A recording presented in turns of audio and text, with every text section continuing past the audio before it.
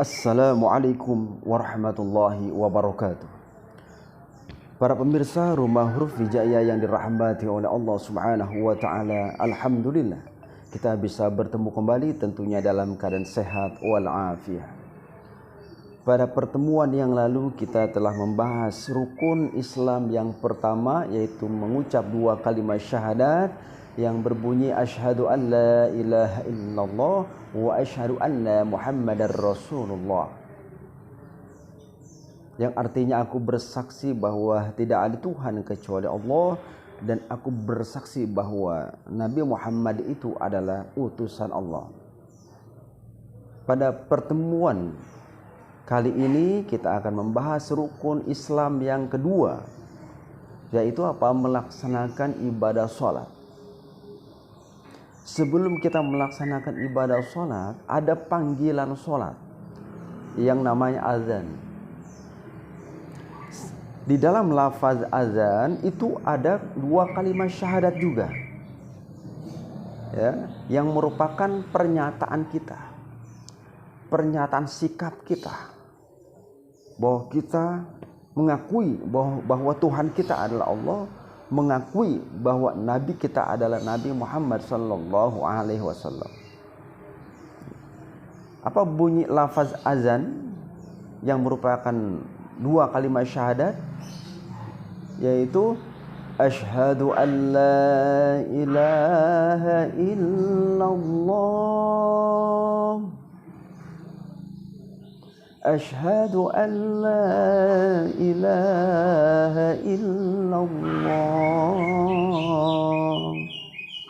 Ya. Yang kedua, asyhadu anna muhammadar rasulullah, asyhadu anna muhammadar rasulullah. Ya, dua kalimat syahadat. Jika ada yang melantunkan azan seperti itu, kita jawab asyhadu an la ilaha illallah wa asyhadu anna muhammadar rasulullah. Kita diingatkan, kita harus datang. Kita dipanggil oleh Allah,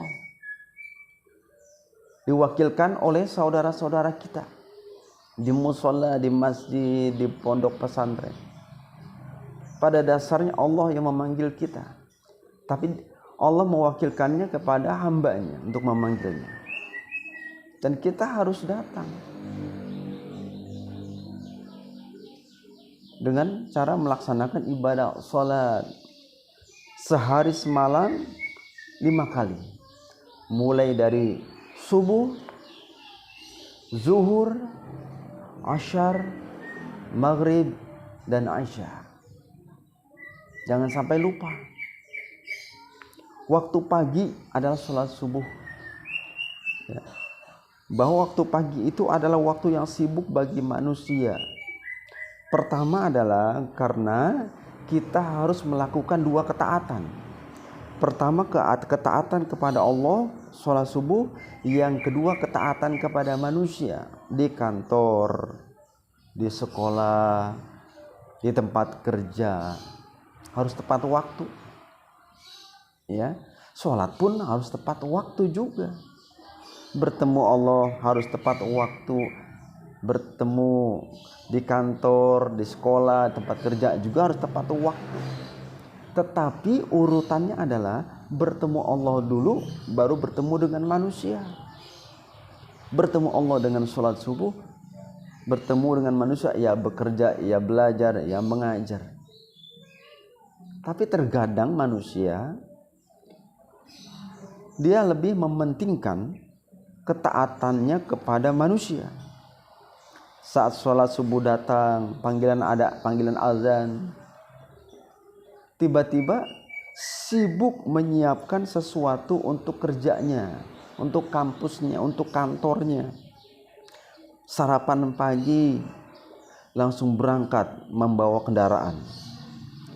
Tidak datang saat Allah panggil. Tidak datang saat Allah panggil. tidak perhatian terhadap panggilan Allah. Padahal kita sudah membuat pernyataan bahwa kita hanya beribadah kepada Allah Subhanahu wa taala. Membuat pernyataan itu.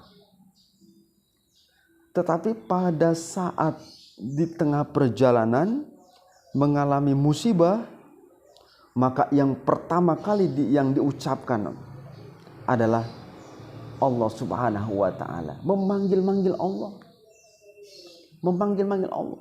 Ya Allah, ya Allah, ya Allah saat kecelakaan. Padahal pada waktu pagi dipanggil oleh Allah tidak datang. Ada manusia yang demikian. Lebih taat kepada Allah, lebih taat kepada manusia daripada taat kepada Allah. Lebih takut kepada manusia, takut dimarahi di kantor, di kampus, di tempat kerja dibanding dimarahi oleh Allah Subhanahu wa taala nanti di alam selanjutnya. Para pemirsa Rumah Huruf Wijaya yang dirahmati oleh Allah Subhanahu wa taala, jangan pernah meninggalkan pertemuan kita kepada Allah cuma 5 kali sehari semalam. Cuma 5 kali sehari semalam. Di dalam sholat itu kita akan diajarkan menjadi orang yang jujur.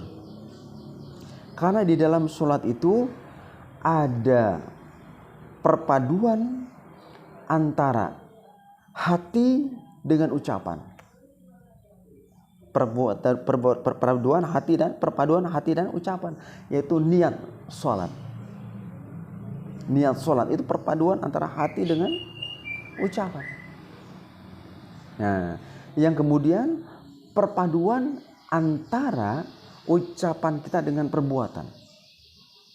Allahu Akbar. Mulut mengucapkan Allahu Akbar, tangan kita mengangkat, kondisinya menyerah. Ya. Allahu Akbar itu artinya Allah Maha Besar, kita menyerah.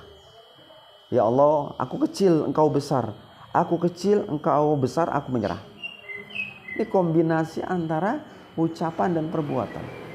Itu diajarkan kejujuran. Kalau sudah ada kombinasi antara ucapan dan perbuatan, atau keyakinan dengan ucapan dengan perbuatan, itu namanya jujur. Kemudian kita mengucapkan Allahu Akbar lagi, Allahu Akbar. Langsung kita ruku. Ruku itu perbuatan. Artinya kita sudah mengatakan Allah Maha Besar, langsung kita ruku, menghormat. Allahu Akbar lagi, takbir lagi, kita sujud. Ya. Itu kombinasi antara ucapan dengan perbuatan, itulah orang yang jujur. Makanya Allah ajarkan di dalam sholat jadi orang jujur. Tapi setelah kita mau beres sholat, yaitu mengucapkan salam. Mengucapkan salam itu ucapan, belum perbuatan. Apa ucapan salam itu? Assalamualaikum warahmatullahi wabarakatuh. Assalamualaikum warahmatullahi wabarakatuh. Ada yang juga hanya Assalamualaikum warahmatullahi, Assalamualaikum warahmatullahi. Ucapkan salam kepada saudara-saudara kita. Selamat ya, istilahnya seperti itu. Itu hanya ucapan. Maka kita harus buktikan ucapan itu saat kita bergaul dengan manusia. Ya, saat kita bergaul dengan manusia sebagai makhluk sosial, maka buktikan ucapan tadi bahwa kita akan selalu menyelamatkan manusia. Tidak akan mau menyengsarakan, tidak akan mau mencelakakan manusia. Itu sholat. Artinya kita sudah belajar proses pembelajaran kejujuran dalam sholat. Kombinasi antara takbir dengan mengangkat tangan, takbir dengan ruku, dengan sujud dan lain sebagainya. Itu sudah diajarkan kejujuran. Maka setelah salam, kita pun harus buktikan bahwa kita mampu menggabungkan antara ucapan kita dengan perbuatan. Yang tadi kita ucapkan salam, tiba-tiba beres kita sholat, kita bertemu dengan manusia, kita pun harus apa? Menyelamatkan manusia.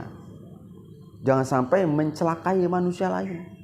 Kalau sampai kita mencelakai manusia lain, menghina manusia lain, membohongi manusia lain, berbuat dosa terhadap manusia lain, berarti kita termasuk orang yang tidak jujur.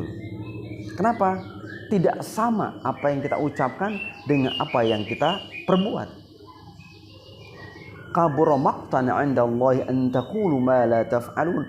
Amat besar marahnya Allah kepada orang yang ucapannya itu tidak dilakukan dalam perbuatan. Para pemirsa Rumah Huruf Hijayah yang dirahmati oleh Allah Subhanahu wa taala, ini sajalah yang dapat saya sampaikan, mudah-mudahan bermanfaat. Assalamualaikum warahmatullahi wabarakatuh.